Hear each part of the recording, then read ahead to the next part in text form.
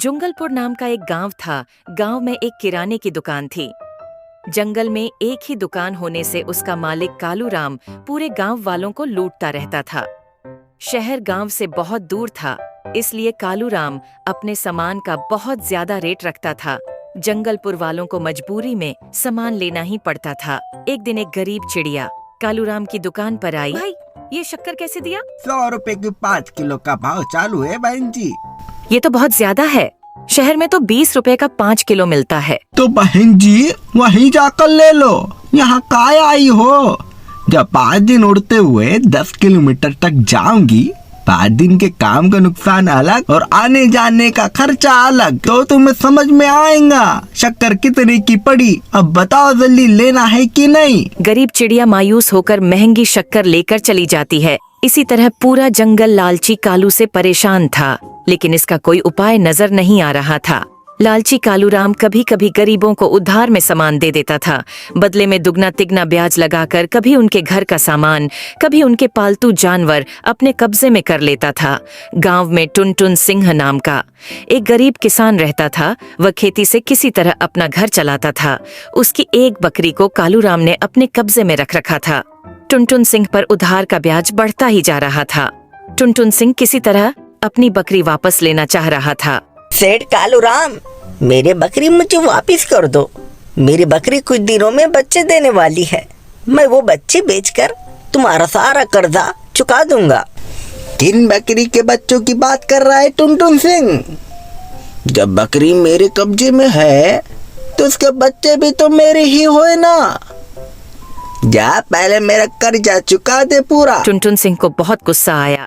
एक दिन टुनटुन सिंह अपने घर वालों को समझा बुझाकर शहर चला जाता है। वहाँ उसने देखा कि सामान तो बहुत सस्ता है। वह कालूराम से तो परेशान था ही, वह एक सेठ की दुकान पर नौकरी करने लगा। किराने की दुकान पर नौकरी करते करते उसे 1 साल हो गया। वह पैसे घर भेजता रहा। इसी बीच उसे दुकान के पूरे सामान की जानकारी हो गई, कितने का माल आता है, कितने का बिकता है।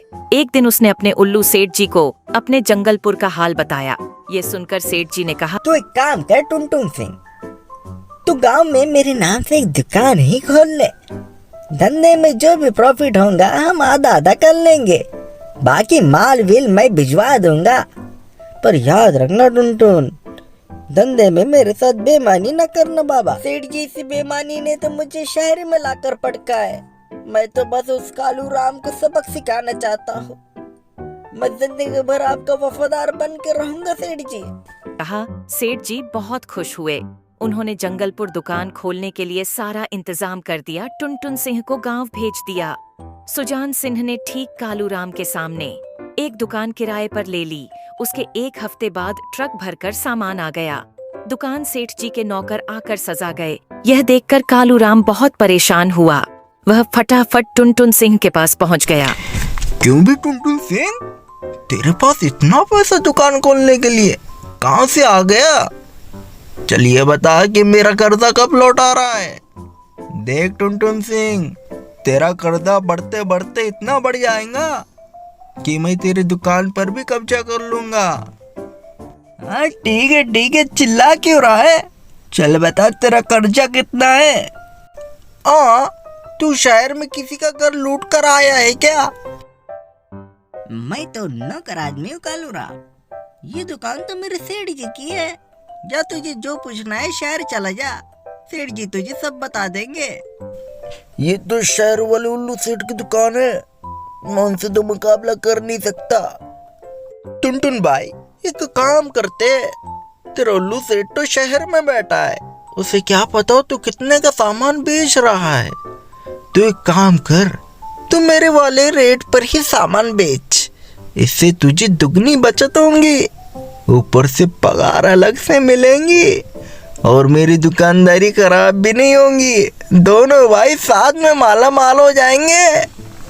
कालूराम, मैं तो तेरा धन्यवाद करना चाहता हूँ।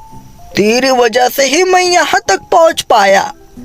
न तो मेरी बकरी हड़पता, न मैं शहर नौकरी करने जाता, न ये दुकान खुलती। ये दुकान मैंने तेरे जुल्मों की शिकार गांव वालों की भलाई के लिए खोली है। यहाँ तो शहर से भी सस्ता माल बिकेगा। चल भाग अभी यहाँ से।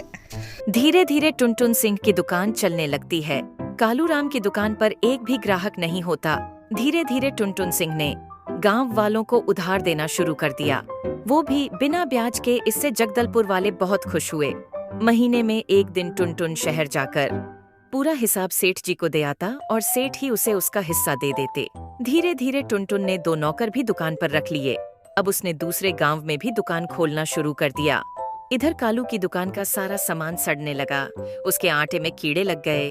कालू बहुत सस्ता सामान बेचने लगा, लेकिन टुनटुन सिंह के अच्छे व्यवहार के कारण कालूराम से कोई कम पैसों में भी सामान नहीं लेता था। शिक्षा, लालच का घड़ा किसी न किसी दिन फूटता ही है।